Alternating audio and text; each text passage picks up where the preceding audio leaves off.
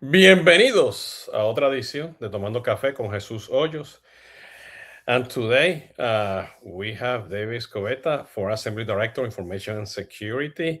And we're going to talk about FormAssembly as a data collection platform for, for your CRM versus, the traditional phone builders that we see out there in the market. David, welcome. Hi, thanks so much for having me. Perfect. So where are you calling from? Where are you, where's your desk? Where's your house? So I am out in Las Vegas, Nevada.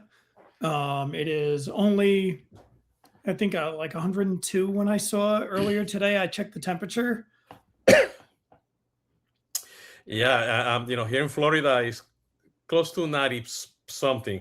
And it's funny every time that I see, the Alexas, whatever, there's a heat advisory, so there's every day there's a heat advisory here in Miami. So it's insane. But it doesn't matter how hot it's outside, I always drink my coffee. So uh are you a coffee lover? You hate coffee? You're more a tea person? I love coffee, and I was hoping you would ask me that because I have my coffee right here. And not only that, I'm such an aficionado of coffee that I actually have two special blends here. Um, there we go, so you can see on camera. So Okay. this one right here, I got maybe a few years ago from Senegal when I was visiting there for work. And this is I actually just received a few days ago from a colleague of mine in the Philippines. So I'm looking forward to this blend. I have these Senegal roast right now in my cup. It's more of a darker blend. I'm drinking it black. Usually I'm a hazelnut guy, but I don't put much sugar in there, and it's enough to kind of kick me up and get me started in the morning. How about you? Yeah. Well, I, I, black coffee, American or espresso, and I know a really good coffee doesn't matter if it comes flavored with hazelnut or something else. A good coffee, well made, prepared, doesn't need sugar, you know. So, but sometimes I like to add coffee to my sugar. So, I have this is like I don't know my 20th cup of coffee, and I also came prepared, David. Being from Puerto Rico, and after Hurricane Maria, I just started, promoting and buying coffee, prepare, and from growing Puerto Rico and prepare and everything, and I have here called Abuelo Domingo. Ooh, Okay, Grandpa Domingo, and this is they've been, you know, preparing coffee since 1917. It's a medium roast Arabica, made in Puerto Rico, because sometimes the blends are not really made, are not from that place. Just people put them together somewhere. So yeah. my daughter, she's in Maryland, and we go to a local coffee place and pick any country, pick any blends. They prepare over there. You can get the beans, you can get ground. You can do everything. So from time to time, I like to get the flavor coffee, to learn. So very much like beer. When I travel somewhere, I like to buy the local coffee. I like to try the local beer. You know, so that's what I try to do. So, and I think probably this is a good segue to what For Assembly does, because we have different type of coffees and we have different type of form builders. And probably we know the most one. Google Forms or Microsoft Forms, and there's many out there, uh, type of forms. Mostly used to capture leads, capture data. It's funny because the other day, I was doing something with a utility company in Orlando, and I went to set up the water and the electricity for this place in Orlando. And they took me to a form, and I know that you guys are big into security. I was looking at the URL and following the process and that kind of stuff, and I started, see, are they protecting the form? Is the form integrated with the CRM system or the back office? If this is encrypted, and it was a nice form, good, no? But from time to time, even CRM vendors, when you want to register to a webinar or to an event, they use Google Forms, and it goes into Excel, and then use Zapier to get the data and import that or connect that with your CRM, and that's, for me, is a traditional phone builder. There's many out there. And at the beginning, I thought you guys were a traditional phone builder too. And maybe you started like that, but now you are a data collection platform. So you collect data, you have workflows, you have a really good process to integrate with Salesforce and HubSpot. And not only that, you can also update documents. Upload documents, okay, and move them to another place. In this case, the file management system of HubSpot and Salesforce. And I have used you guys before, with service consulting during COVID to do the whole, paycheck protection program. FormAssembly was the saver. Okay, we were able to make, apply the rules of the Small Business Administration with the bank that we were working, because they were changing rules every day. And we were able to make that change and connect that to Salesforce to upload documents. And we have used FormAssembly with Salesforce and HubSpot for universities, to manage the admission process, upload documents, do the whole save and resume, preview, sign, and so on and so on. And that's why, I reach out to you guys, because, I like your product, number one. Disclaimer, as always, we're a reseller, but I'm here, as a, influencer analyst, because tools like yours that are meant to collect data, and it happens that you collect the data through forms, you have a whole architecture behind that to make sure that in in particular industries, especially, finance, health, you guys comply with a lot of this, the standards, and that data eventually needs to go into Salesforce or HubSpot with the right information, the right contact ID, Salesforce ID or HubSpot ID. It goes into the contact, to the opportunity, custom objects. You upload the documents, and that's pretty much, the way I see how you guys do that. It took me a while to think about that. You're no longer a phone builder; you're more a data collection tool. And the last thing I want to say, and FormAssembly have people like you who are protecting that data to make sure it's secure. Okay, so saying that, tell me what is I'm missing? What else do I need to know about FormAssembly? Well, I think what makes FormAssembly a compelling product, and I would say form builders in general so useful, is just that they can be so versatile.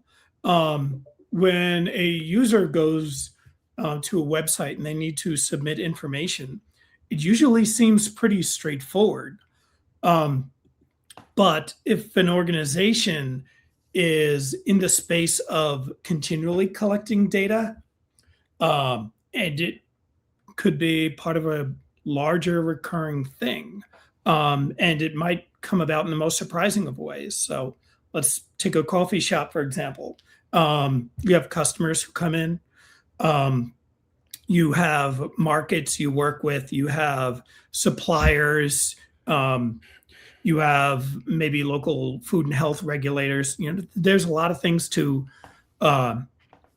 keep an eye on, which people are looking for what information, and how do you kind of corral that together. So that's what makes really the power of these platforms, and I would say FormAssembly in particular, so compelling, is really on the back end, is that you have so many opportunities to pull in the data that you need, so many different back-end systems where you can compile it and really kind of make it useful so that if you are a coffee shop owner, or you own a hospital, or you are a regulator, or you are in financial services, or whatever the case may be, you are spending more time focused on making utility out of the data you do collect than building ad hoc forms here and there. So I would say the shining light of FormAssembly in particular is that I would say, make it pretty easy to collect data. We make it pretty easy to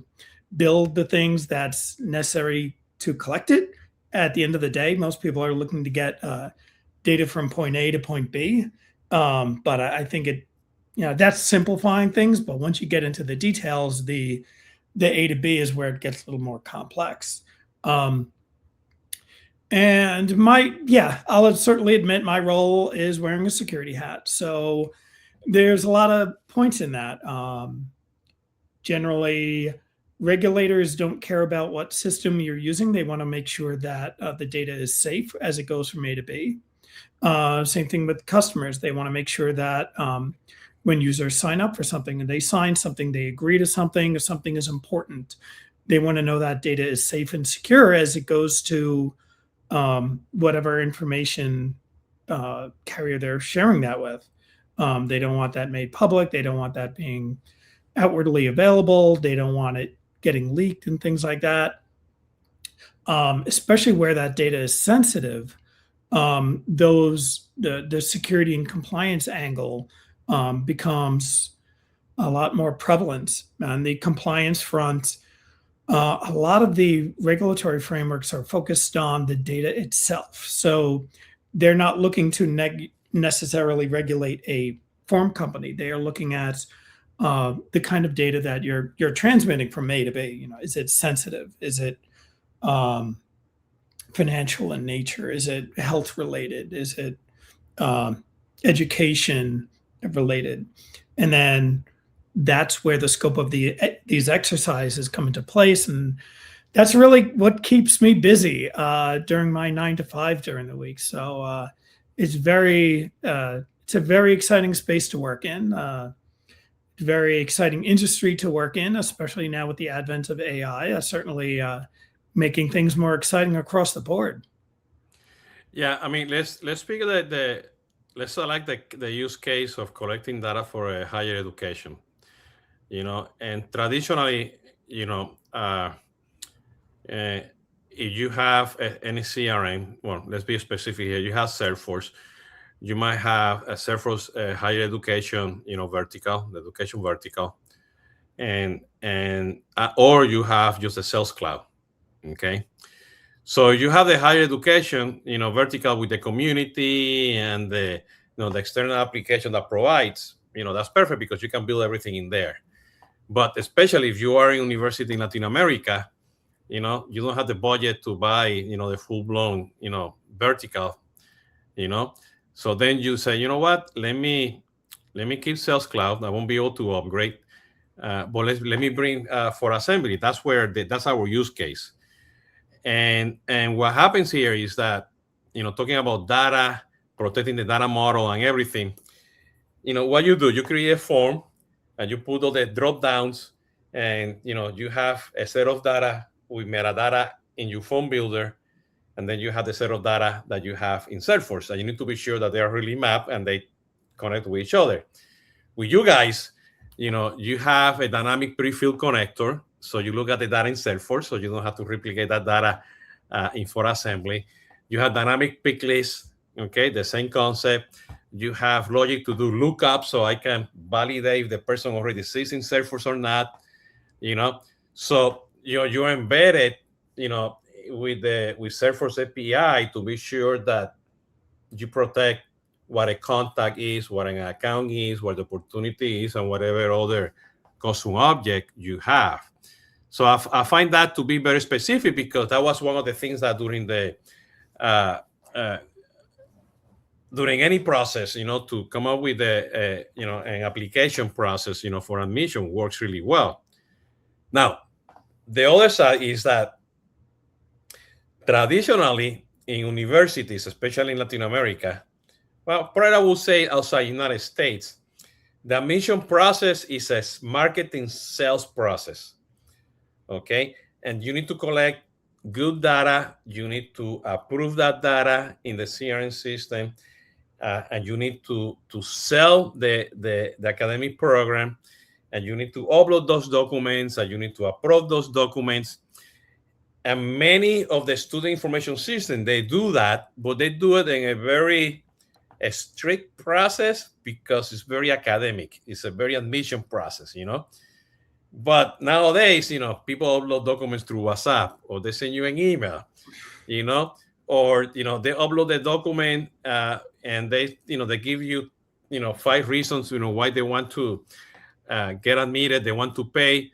That's a very commercial process. It's not really an administration process, So I see the data platform that you provide in higher education as a big plus, because you consolidate the process, and you make it very very flexible, but at the same time you're protecting the data, and you can do wonders. I mean, we have do wonders, to do not only for the admission process, but also the student who wants to transfers, a student that has to take the exam, the administration exam, a student that want to do an interview or do a site visit, some academic programs for a particular cycle in that year requires a different application process, so I can have workflows and rules. If this and that do X and Y,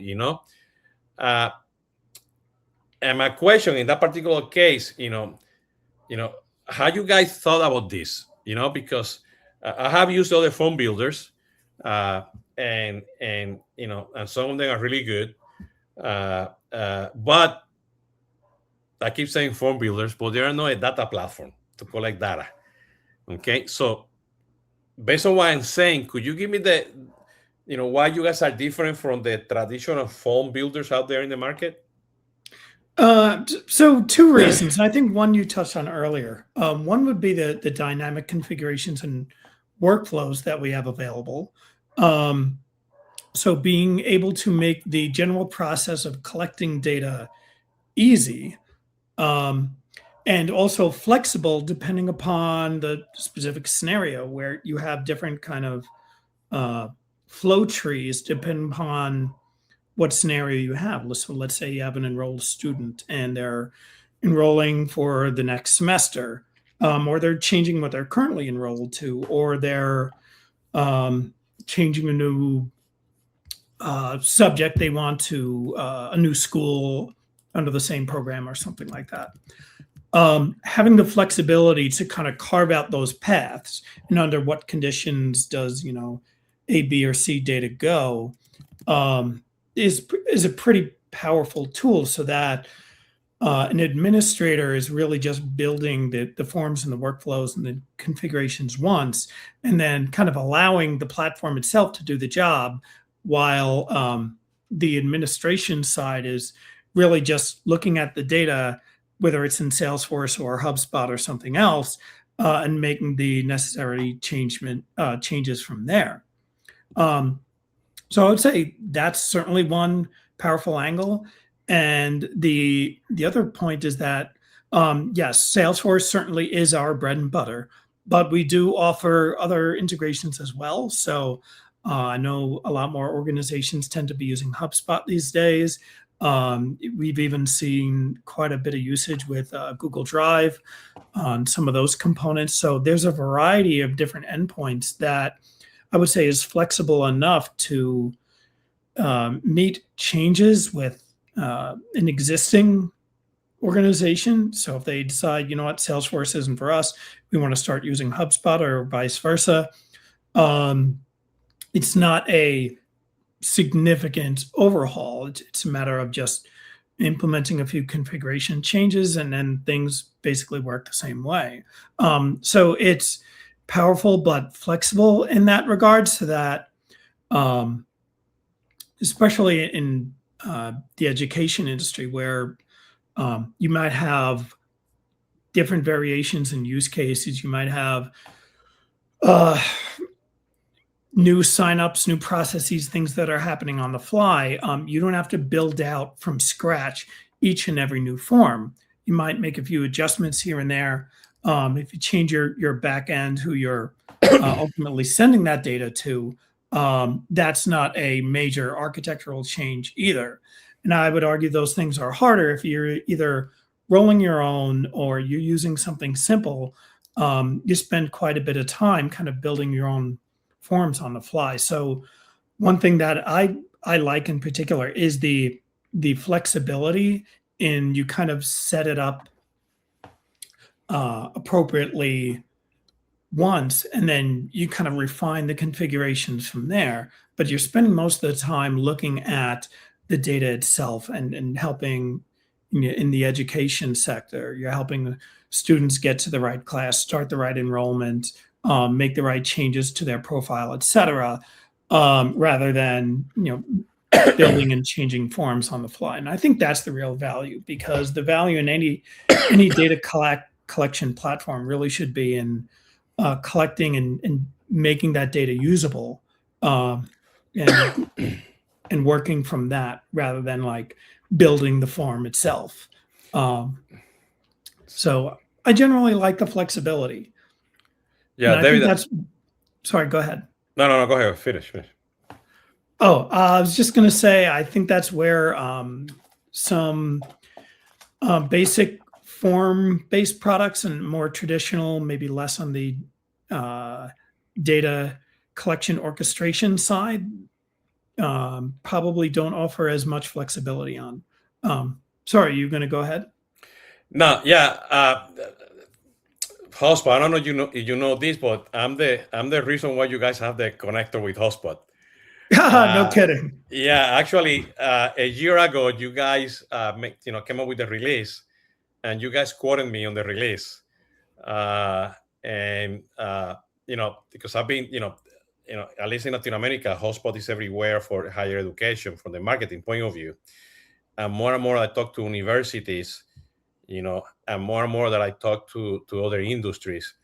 There's this process that I need to collect data, beyond the traditional landing page and the form that you have in a landing page, to make sure that I have everything that I need to make that contact via WhatsApp, email, or phone, to be sure that I have everything that I need, okay, to move to close the deal.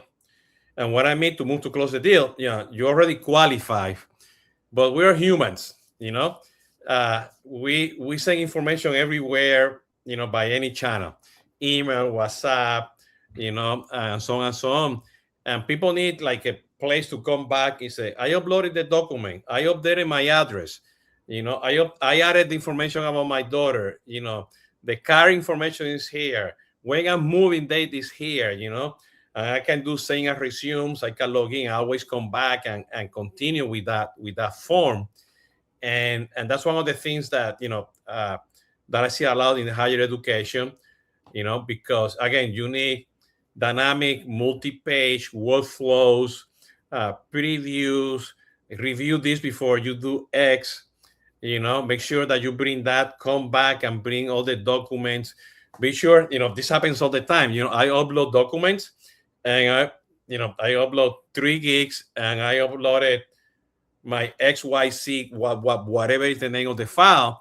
But I can, the moment that you upload, I can check for the size of the file. I can check that only upload PDF file. I can check also, if it has a weird name, so I can put the real name of the file, like driver license, your name, the date, and, JPEG or PDF file, So, a lot of that stuff you guys do, correct the signatures, So, one of the key things that I see here a lot, and going back to the when we use FormAssembly for during the payroll protection program back in Puerto Rico, was the capability to change based on the new rules. Okay, and again, sometimes when you need to apply for a mortgage or a credit card or you're in fintech that you need to validate information, is to collect the data so you can make decisions. Okay, it's not to collect the data and then move that data quick right away into the system. Because we're humans. And a lot of people say, oh yeah, let me put first last name email, send a follow-up email, the person comes back, continue. No, I want to be able to go through a wizard, collect the data, educate the person in what the data can, they need to input, review it, approve it. It goes into the CRM system, and there you can follow with the Salesforce flow or a HubSpot flow, and continue the process until you have it that is real, no?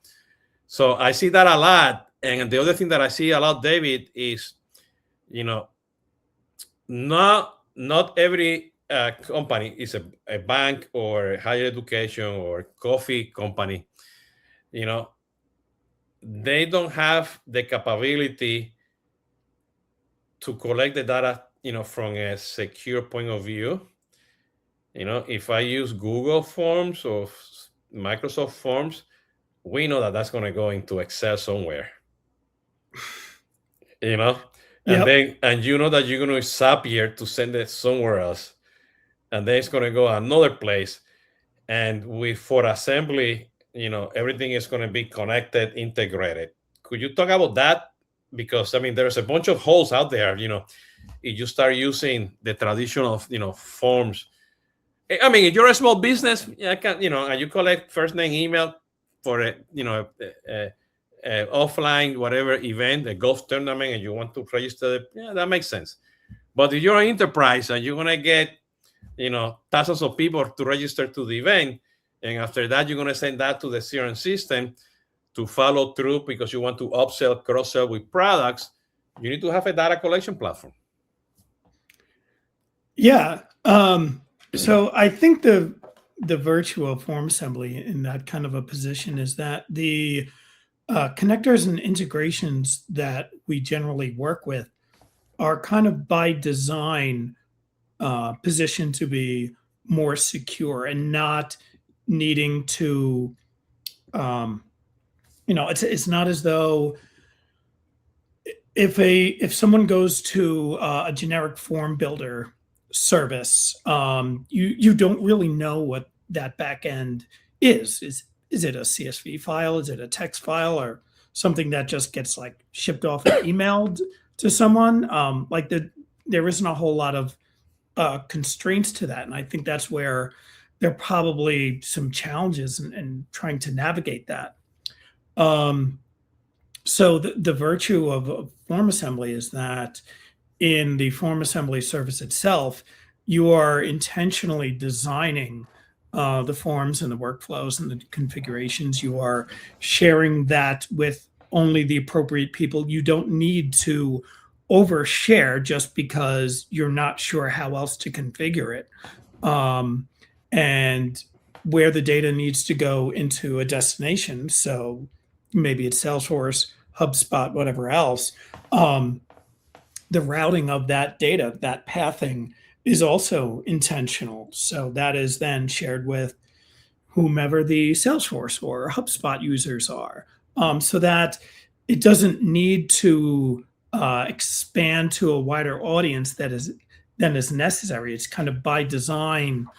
The data collection is by design, I should say, to go only to the destinations it needs to, and only really be viewed and seen and visible to the people who are really operationalizing it, the people who need to help make those decisions on, if it's education, student decisions, semester starting and whatnot.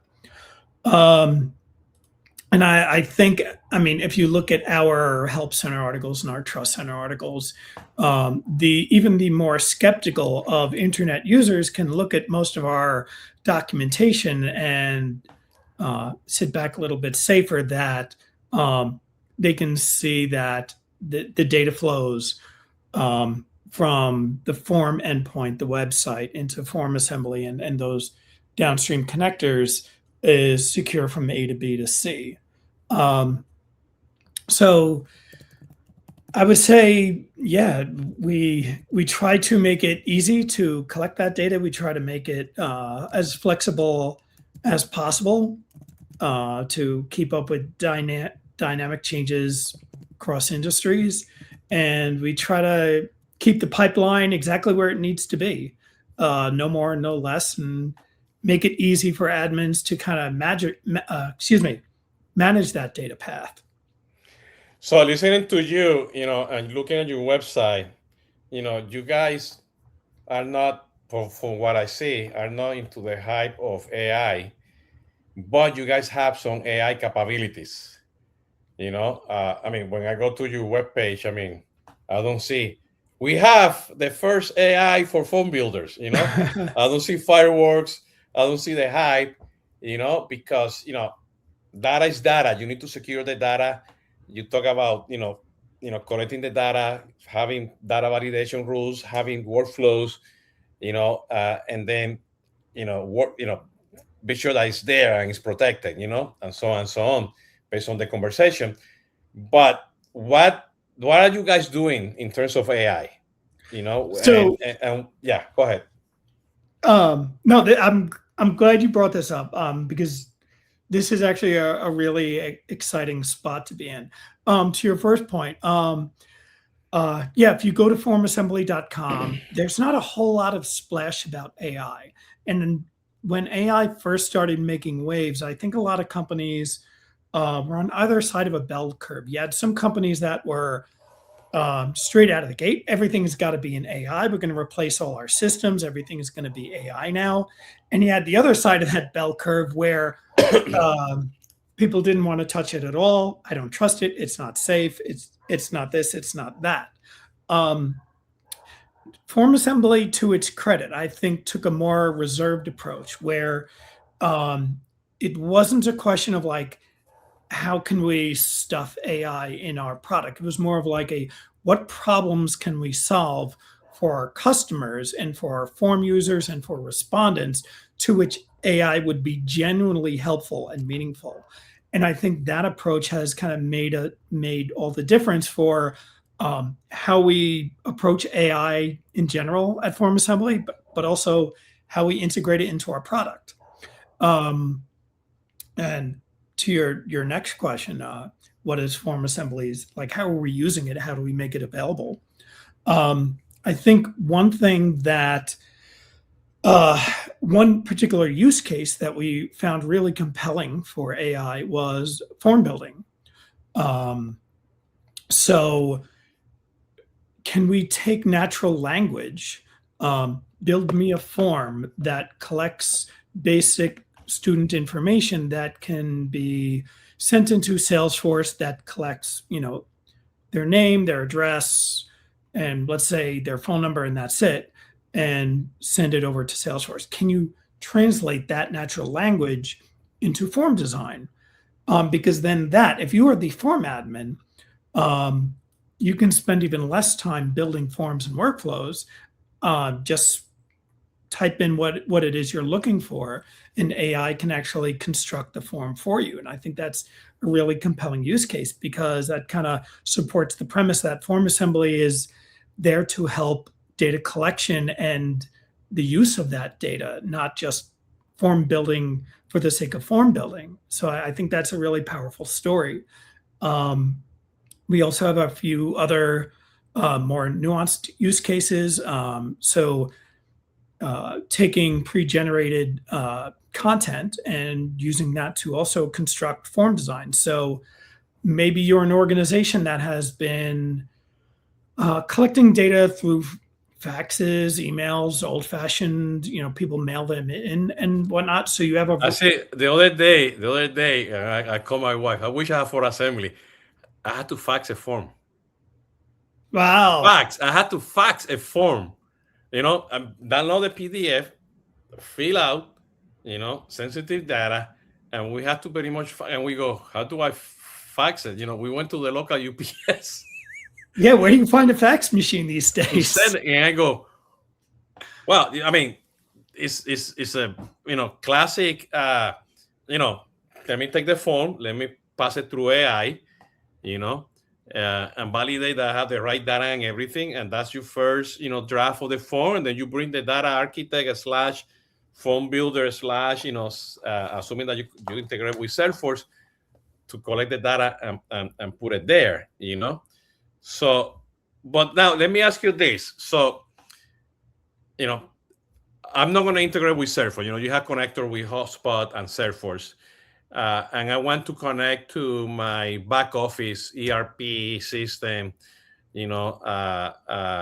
document, contact center, government system, whatever that is, how do you guys organize that? How do you structure, your API to be sure that, that data eventually can go to another system that, they are not, a CRM? Well, we do have a variety of other connector paths. So webhooks comes to mind. We do have an API with some capabilities there, and some other tools and connectors that we do have. Webhooks certainly comes to mind. So in the event that an organization isn't using Salesforce or HubSpot, or maybe they have something bespoke, there are still options there to connect it to whatever that other system is. Takes a little more design, admittedly, to get that up and running, but the technology and capability is certainly there. So what's next for you guys? You have the foundation, you have the security, you connect to the, to CRM, you have, your API, you have connectors for payments, you have LDAP, CAS and, SAML. You can do sort of contracts with your signature to approve the contracts. What's next for you guys? More connectors in different industries? So I probably have a few generic answers for you. I guess it depends on who you're talking to. Since you're talking to the security and compliance guy, I'll probably speak to that a little bit as well. But I would say, generally, as far as our products and services are concerned, the way we approach is we are very much looking at solving for customer use cases, and then what technologies, what connectors, what integrations kind of best solve for them. So we're always on the lookout for how customers are collecting and using data to kind of help drive that product development path forward and design that roadmap. So certainly I would say connectors is a part of that. We're also continuing to look at our use of AI. And again, I know nothing I can really reveal at this point, but we're certainly looking at those kind of use cases and taking a very almost surgical lens in looking at those customer challenges and saying what problems can we solve with the use of AI, kind of like how we talked about form templating from file types and form generation, and being very thoughtful in terms of like where we see the direction of AI in our products and services going forward, and what and where might we apply that would be meaningful and genuinely useful for both form admins and respondents, and generally make it a more pleasant response and process across the life cycle. As for me, I would say the AI space is very, very interesting. With the advent of the EU AI Act, we're certainly taking a look at that as FormAssembly operates globally. So both as it relates to our own product, and we have third parties we work with, and we have some AI capabilities in our own products and services. That is definitely keeping me busy these days. The less exciting, less glamorous, but equally busy forefront of the AI regulatory space and compliance space, I would put it. How often, the cybersecurity, comes as a requirement from companies in the States? that are looking at FormAssembly? So I would say all companies right now are looking for some degree of security validation. And I would say what's changed over the last 10 years or so would be what counts as validation. So how would I prove to a new customer that security and compliance is as good as we claim? That can be filling out a questionnaire, could be answering questions, having a meeting, but typically where I'm seeing the most amount of attention these days is in compliance and audit reports. So SOC 2 in particular, I feel like has become kind of the de facto standard of verifying and validating security across organizations. I think when it first started, it was a little more centered on financial services, but now it's had a great deal of more utility. And I'm seeing that kind of across the board. So we do spend quite a bit of quite a bit of time maintaining that program so that we are kind of perpetually and continuously ready to speak to that. But generally, whereas I would say 10 or 15 years ago, I would only expect larger enterprise vendors to have that kind of report available, and only larger organizations require it. I would say has drastically changed from where we are today, whereas it is becoming more of table stakes in that just to do business at that level pretty much requires the SOC 2. And I'm even seeing that in the audit space. There's a lot more audit partners and service providers that offer that kind of audit cycle for technology companies. So it's nice in that going back, I guess, to data collection, it provides a universal way to prove to the largest volume of customers that you do have your ducks in a row, which is kind of nice because, I've done questionnaires for customers and I've done questionnaires to vendors and service providers. So I've been on both sides of it. And it can be pretty tedious when you have, if you are a service provider and you have 100 different questionnaires coming your way over the course of a couple of months, and they all vary in what they're looking for, the questions they're asking. They're probably similar in tone, and I think that's a lot of the value in what some of these compliance programs do, is that they kind of unify the core asks that most organizations are looking for these days. So David, here to resume, it's obvious that you guys are more than a phone builder. You're a data collection, and a tool. And, I've seen it, through doing complex student application processes, collecting data and everything.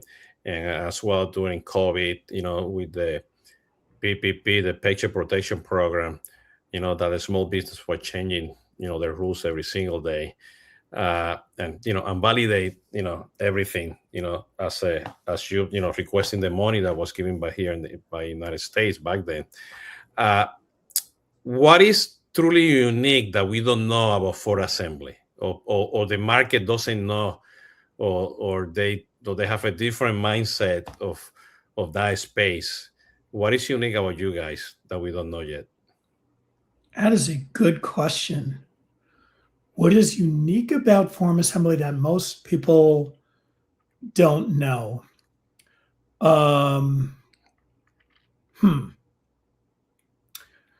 Well, let's see. Let me start with we operate globally. So for companies that are operating in different regions and different countries and have a variety of different use cases, we have different hosting services available in a variety of different regions. So we're not US only or US focused. We do have global reach.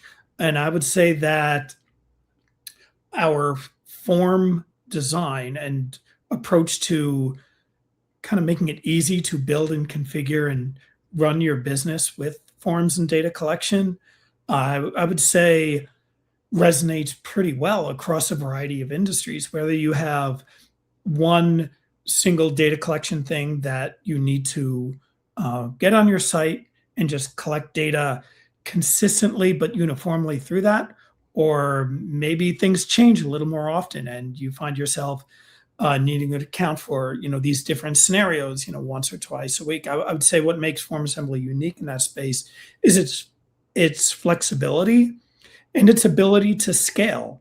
We work very well with small companies with maybe simple use cases, and as they grow, and maybe as their data collection requirements grow with them, how FormAssembly works scales and becomes more flexible and more powerful along with them. So, yeah, I would say, Yeah, I want to resonate with this, and this will be my message to the people who are listening to us in the podcast, and then somewhere in YouTube, is that you guys can scale. I've seen that process.